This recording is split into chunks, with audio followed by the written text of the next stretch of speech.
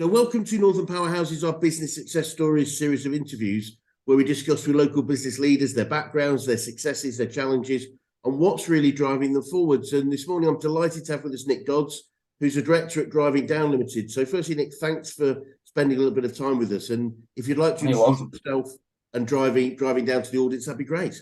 Yeah, no, thanks for having me. Appreciate it. So my name is Nick Dodds, and so I'm currently running the Driving Down business.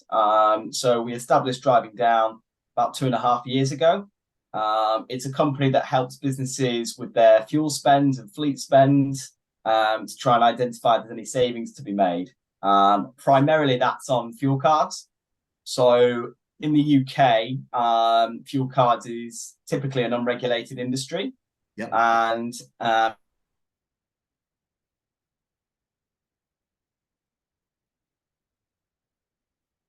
be significantly overpaying on their fuel and fleet expenses.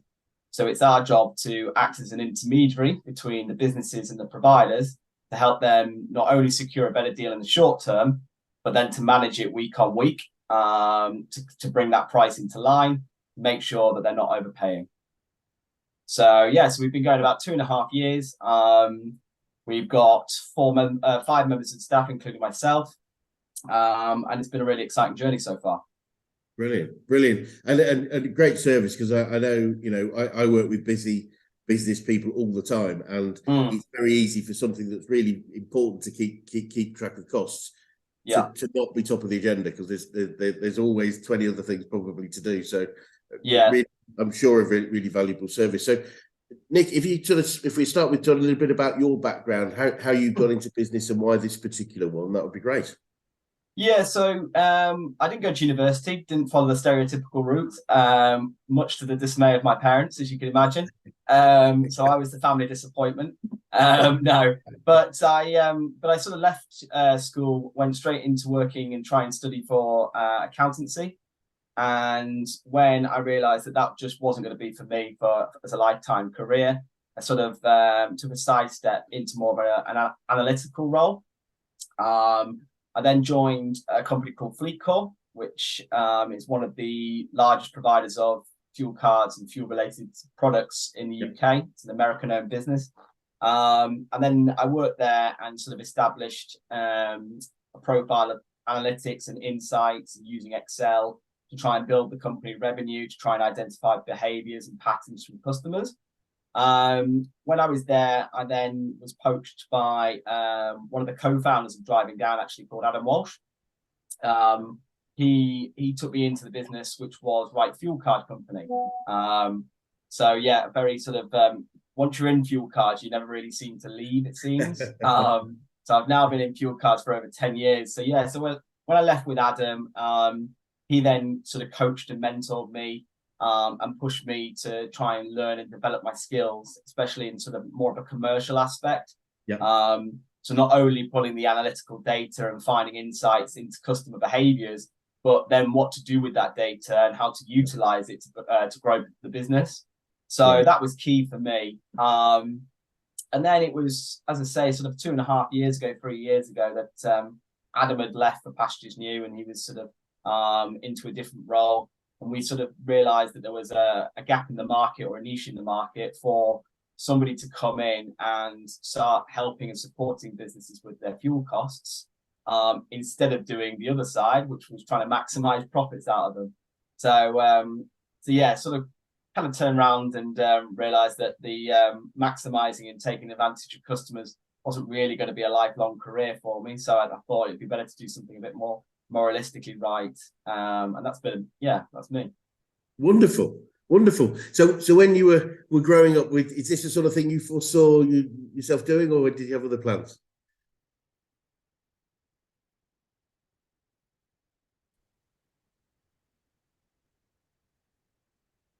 Oh, I've got you back. There we go. So was it something? No, not at all. It just wasn't really something that I was identified to be. I wanted to be a vet, I think, up until the age of about 14. And then I realised that I think you have to study for about 9 years. And as soon as that hit me, I was like, there's no chance I can concentrate for more than 9 years on one topic. So I parked that one. My dad was a finance director. So he obviously had done all of his studying and qualifications. So I think there was an element when I left school, I thought, well, I could obviously look into doing the accountancy route and trying to follow in his footsteps. Yeah. And then once again, I realized that just wasn't going to be for me. So yeah, sort of, I think in anybody's career, I think you sort of pivot to what your skill set eventually becomes to be. I don't think many people start out at sort of a young age and identify what they're going to be in their future role. I think it's sort of circumstance and skill set that really molds them into whatever they become. Completely agree, actually. Funny enough, very similar with me. It was something I grew up on a small holding farm and always wanted to become a vet, but yeah, it just didn't.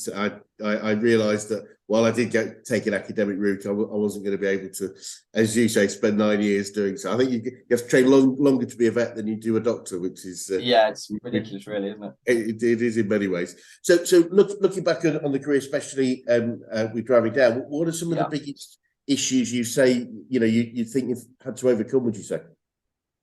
I think with any business, you when you first start, I think you go into it with a bit of a naive approach, because fundamentally you know you believe your product is correct and fit for purpose, but it's also sort of giving other people that view and making them trust in whatever you're selling them, essentially.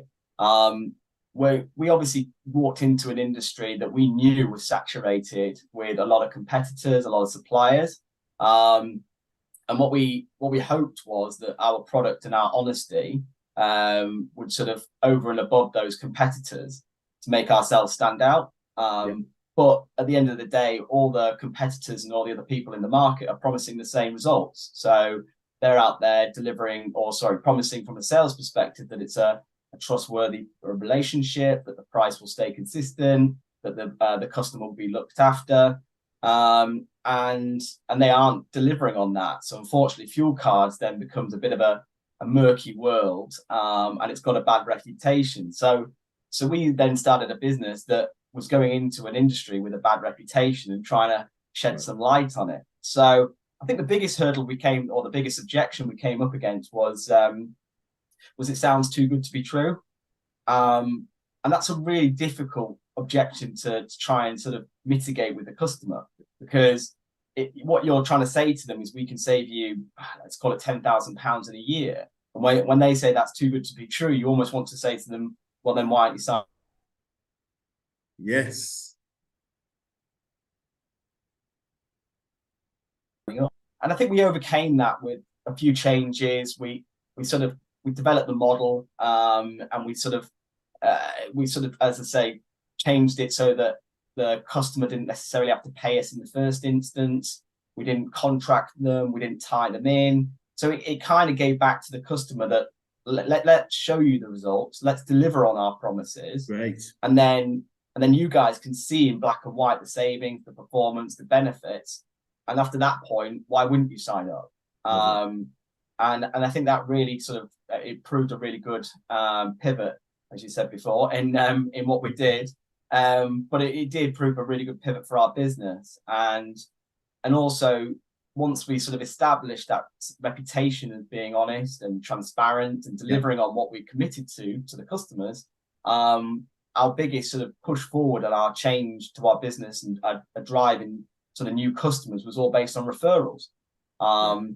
So businesses would then start telling other businesses about the results they'd achieved by being part of driving down. And it was sort of just a snowball effect, really. And that continues to this day, which is great. Yeah, wonderful. And I can see, you talked about the ethical nature, the transparency, and that's very comes across very strongly on your website. I think it's the customer charter you have and things that are very clear that and I'll be perfectly frank, not being from that industry, I didn't realise that there was as much of a challenge, but it's great to see that that's your purpose is to work ethically and transparently. So that's a wonderful thing to see. So Nick, what would you say your biggest learnings are, about business and growing businesses? Good question. I think you've got to understand that when any new business, you've got to really believe in the product and also understand and know the markets as well. coming up with an idea for any business is, I would say, relatively easy. Anybody can come up with a concept or a potential product. If you don't really know the market and you don't really believe in the product, then it's just going to fail because you've not giving it your whole heart. And I think you've also got to be really adaptable as well.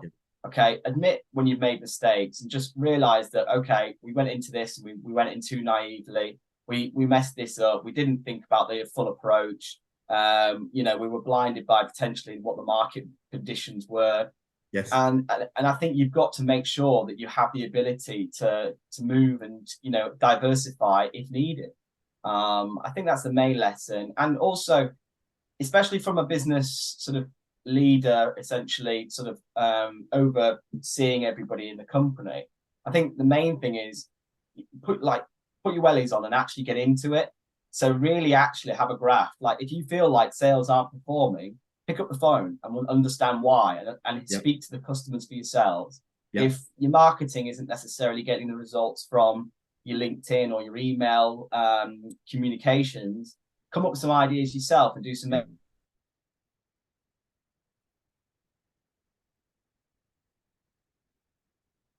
make sure that if you're going to try and constructively criticize people, you've actually done the job. You actually know what the issues they're coming up against are, because if you don't, then you can go into it and the feedback that you get, you have no idea if it's true or not.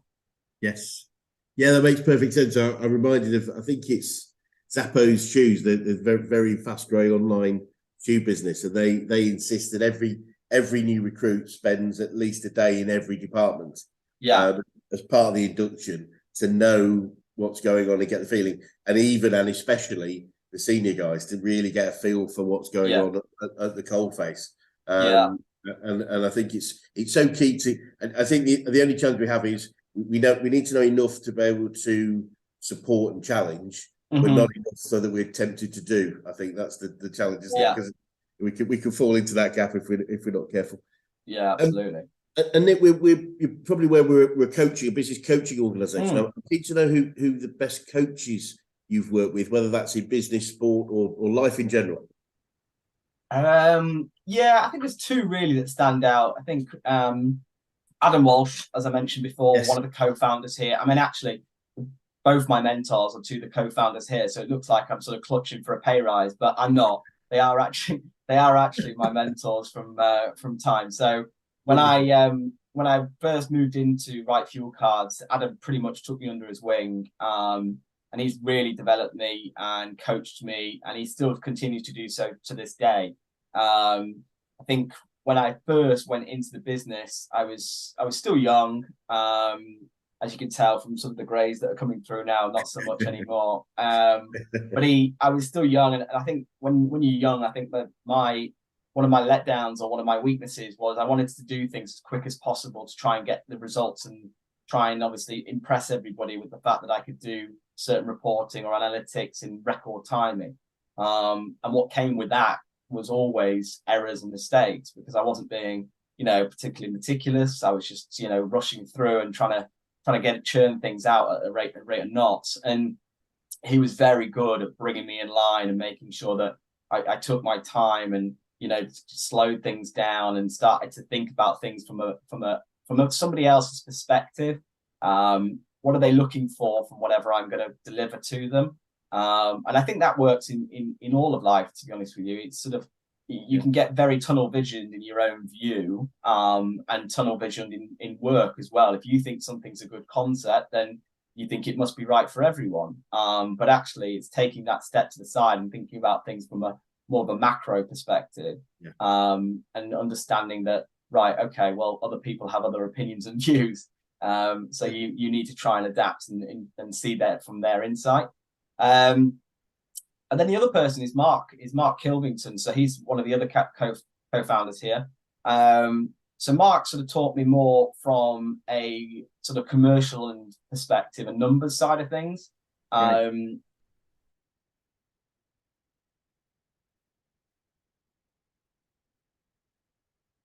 Figures, and also understanding the fuel market in depth. He he's worked in fuel for, he's probably going to kill me for saying it, for about 40 odd years.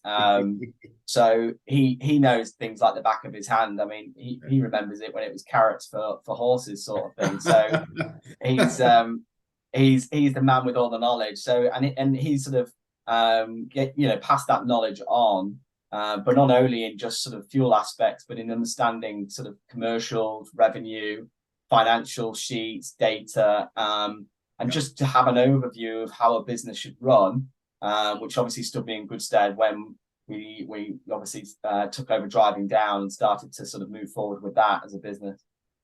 Brilliant, absolutely brilliant. And have either from those guys or in general, have you picked up any favourite quotes or sayings that you use on a regular basis? Can't swear on this podcast, can we? No, I don't see why not. No, it's fine. It's fine. No, I mean, from those two, probably not. I mean, my only favourite quote from, and actually, I was a bit naive in this as well. I thought it was actually Tom Hanks's quote, but it's not. Is "This too shall pass." It's actually a Persian quote or adage that he used in an interview. But I really like the emphasis on how he sort of described and relayed it, was that just no matter what you're going through, in a good time, if it's a fantastic time, enjoy it and take the moment in, and because eventually it will pass. And when you've hit your highs, and this can be personal or business, is when you're hitting your highs, embrace it, enjoy it, but it will pass. And unfortunately, things will change. And it's the same side when things are going shit, and when you're hitting the ground and you're not performing, your sales aren't coming through, the business seems like it's just not achieving what we believe it could do, is that will also pass, and that moment, and you've just got to come through it. And for me, that really sort of resonated. Brilliant, love it, absolutely love it. And there are different, as you say, that's a Persian phrase. That I know Churchill's got a couple of phrases that are quite similar, and it's that point of things will change, things will pass. Yeah, I think Churchill talks about sort of something like success isn't permanent, but failure isn't fatal. And there's the rest of the quote that says that's why you've got to keep going, and it's understanding that, because right in the moment, unfortunately, especially on the negative side, right in the moment, it can feel bad, and it's just often it's great to have your mentors, because often it's just somebody that says, look, it's not as bad as that. Let's just keep pushing through, and having the support of somebody, I think, is really key, isn't it? Sometimes in those. Yeah, I find it infuriating, to be honest with you, when you go and obviously discuss, and I mean it's infuriating in inverted commas, when you go and discuss with a mentor, like, how you're feeling about things, and they say the most simple things, and then all of a sudden you go, yeah, you're right, and you take a step back and you think, why didn't I tell myself that? And it's like a golf lesson that you spend £60 for.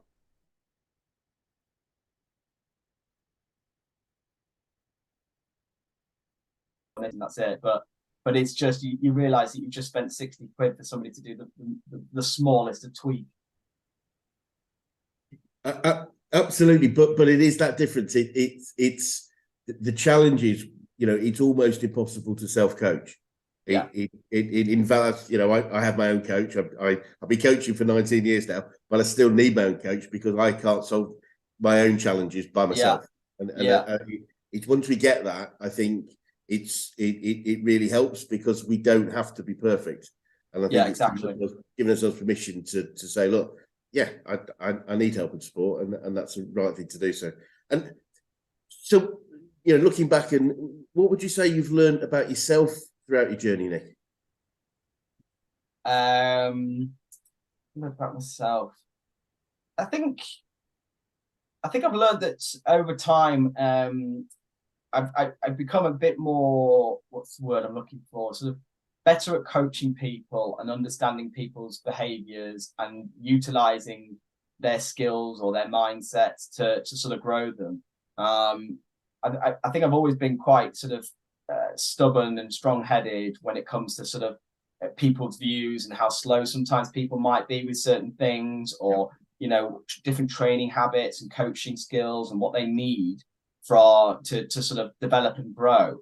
I'm more of a sort of one track, right, everybody should fit into this profile, but and I'm sure everybody else knows, I was just late to the party, that unfortunately everybody's different. And you've got to change your coaching style depending on who you're dealing with.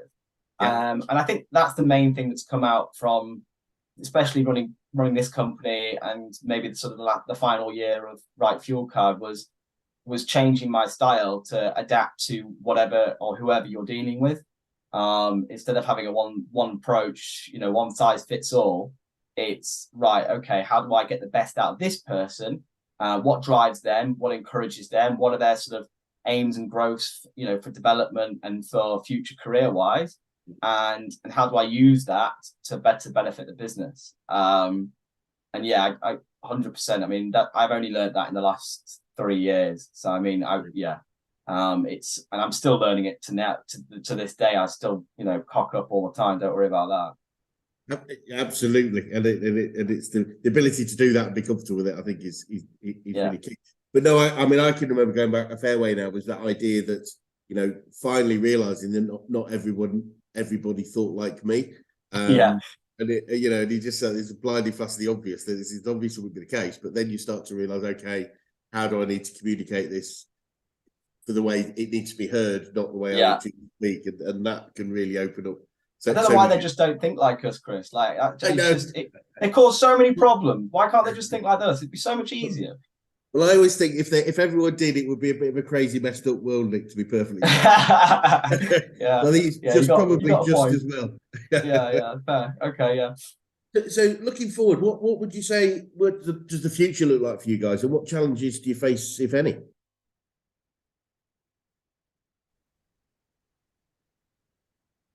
Sorry, I just broke up for a sec. So the future of driving down? Yeah. So I think in the short term, at the end of the day, the UK fuel card industry is a sort of £1 billion industry. So there's so much potential still there to go after, and sort of identify customers and help them, and sort of work on their costs and things. And I think in the short term, we're still primarily focused on that. I think in the long term, we want to become almost a one-stop shop for any sort of fleet fuel expenses for businesses in general. So I think once people, especially our customers now and clients, once they see our results and see the performance we're doing for them and see what we can contribute to their business, they become very loyal, and they then start asking us about other avenues or other costs, or can we help with X, Y, and Z. So we recently took out we sort of recently partnered with an AdBlue provider in the UK, and we now offer sort of I would say competitive rates on AdBlue in the market, and that goes for our clients and obviously any other businesses. And I think it's about adding all these different new routes for our customers to try and better help them reducing their overall business costs, albeit fleet related, really. And it's sort of a hybrid, really, between a brokerage and a consultancy. So just becoming that sort of one-stop shop, hopefully, will be the future for driving down. Brilliant. And Nick, I'm interested to know what you'd say to anyone that was thinking of going into business right now. Don't do it. No, I'm joking. No, I'm joking. No. I'm sure that's not the case. No, I'm joking completely, of course. No, I mean, as I said before, if you believe in the product, you understand the market, you've got the financial stability to do it, then go for it, because you'll regret it if you didn't. I still remember to this point when we first thought about setting up Driving Down. Obviously, I was in a comfortable position in my old role. I knew what I was doing. I had a reasonably good reputation, I think, within the business. So I was in a good place overall. And it was actually a friend of mine who has his own accountancy firm who I spoke to, and sort of, because he'd set that up and he managed to grow and he was doing really well. And I had to sort of, riff the idea around, I'm sure, like everybody else. And he said, would you regret it in a year's time if the business gets set up without you and you still see it going? And I just thought, yeah, of course I would. So at that point, it became a no-brainer. And I think that's how you've got to think about it, is if this business gets set up without you in a year's time, 18 months time, will you regret not being part of it? And if that's the case, then give it an opportunity. And if, as I say, if you've got the financial stability behind you, what's the worst that can happen, really? Brilliant. Love it. Thank you. And if you start driving down again, is there anything significant that you think you do differently?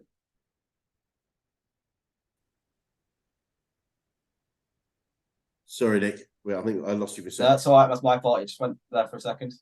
Yeah. So if you start driving down again, is there anything significant you think you might do differently? Yeah. Well, I mean, yes and no. I mean, if we started it again today, we started the business, as I say, more of as a sort of intermediary selling fuel cards on behalf of partners, but having contracted deals. So our deals meant that customers would never be ripped off or never have any fees or margins applied.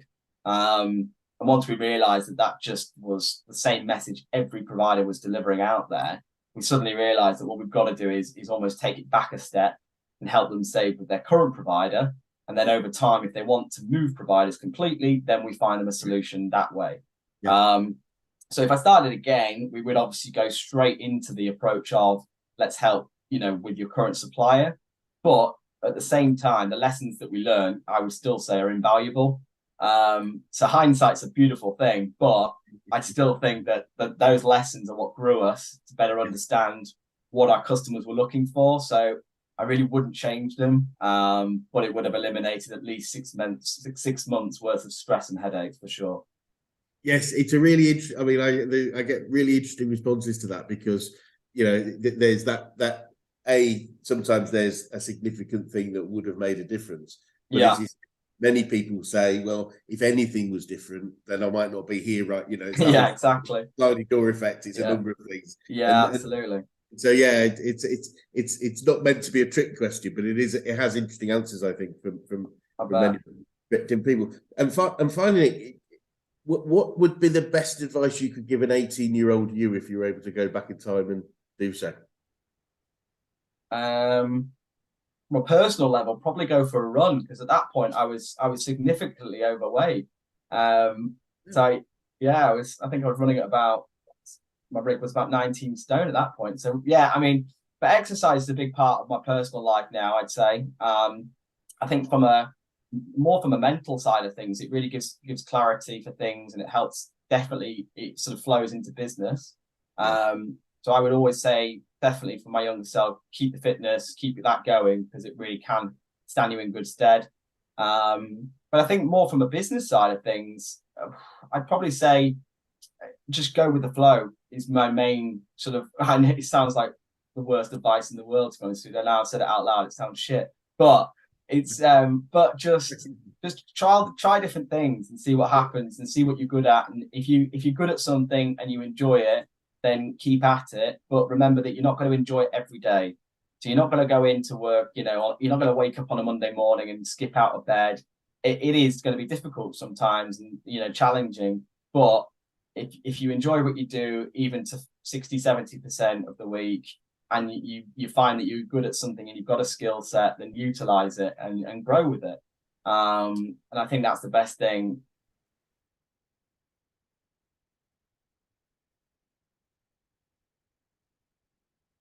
It's really not the end of the world. I think we all have this concept, especially when coming out of school, or going into jobs, or even getting sacked, or leaving jobs, and all these that it's the worst thing in the world. But everything kind of turns out all right in the end. So just don't give it too much worry. Keep on going. We were talking a little bit. We were running an event with a group of business people yesterday. We were talking about a few quotes.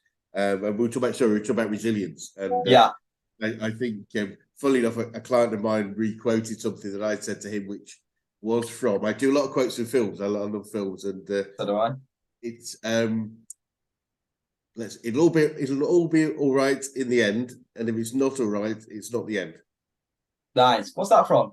That is from the Great Exotic Marigold Hotel, or whichever if that makes sense. Yeah, I see. At one point I was doing a quote for a podcast probably a few years ago, and and this is why I didn't use the same one on this podcast, but somebody said, "Oh, what's your favorite quote from a philosopher or some sort of, book or something you've read?"